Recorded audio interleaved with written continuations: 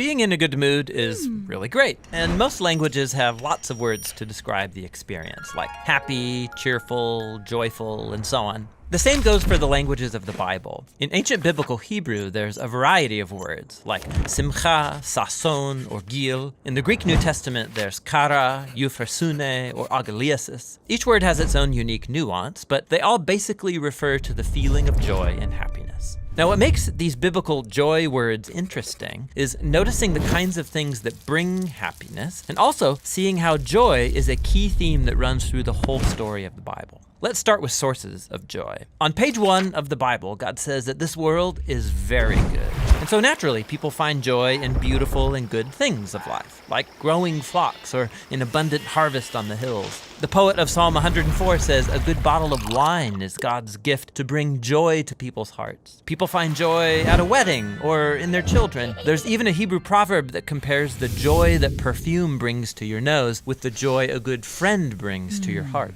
However, human history isn't just a joy fest. The biblical story shows how we live in a world that's been corrupted by our own selfishness. It's marked by death and loss. And this is where biblical faith offers a unique perspective on joy. It's an attitude God's people adopt, not because of happy circumstances, but because of their hope in God's love and promise. So when the Israelites were suffering from slavery in Egypt, God raised up Moses to lead them into freedom. And the first thing the Israelites did was sing for joy. Even though they were in the middle of a desert, they were vulnerable, the promised land was still far away, they rejoiced anyway.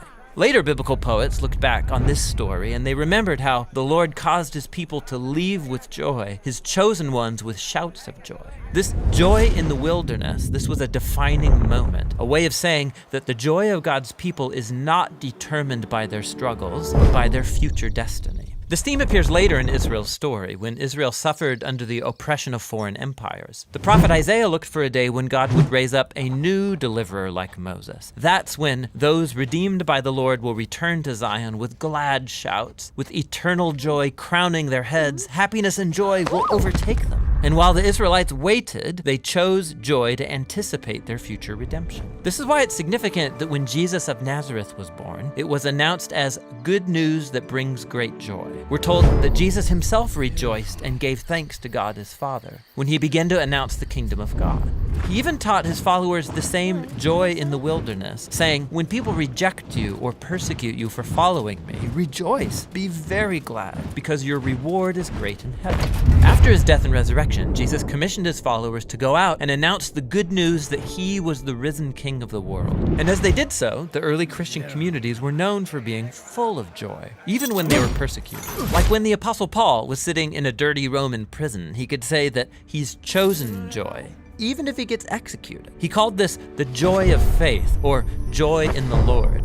He believed it was the gift of God's Spirit, a sign that Jesus' presence is with you, inspiring hope in the midst of hardship. And when you believe that Jesus' love has overcome death itself, joy becomes reasonable in the darkest of circumstances. Now, this doesn't mean that you ignore or suppress your sorrow. That's not healthy or necessary. Paul often expressed his grief about missing loved ones or losing friends or his own freedom. He called it being full of sorrow and yet rejoicing. As he acknowledged his pain, he also made a choice to trust Jesus, that his loss wouldn't be the final word. This is very different from the trite advice to turn that frown upside down. Christian joy is a profound decision of faith and hope in the power of Jesus' own life and love. And that's what biblical joy is all about.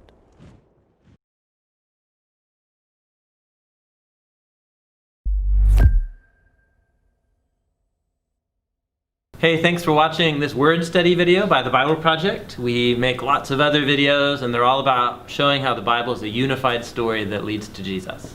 You can go to our website, thebibleproject.com, see what we're working on, and even jump in to pitch in a few bucks to the next one. Thanks for being a part of this with us. Thanks, you guys.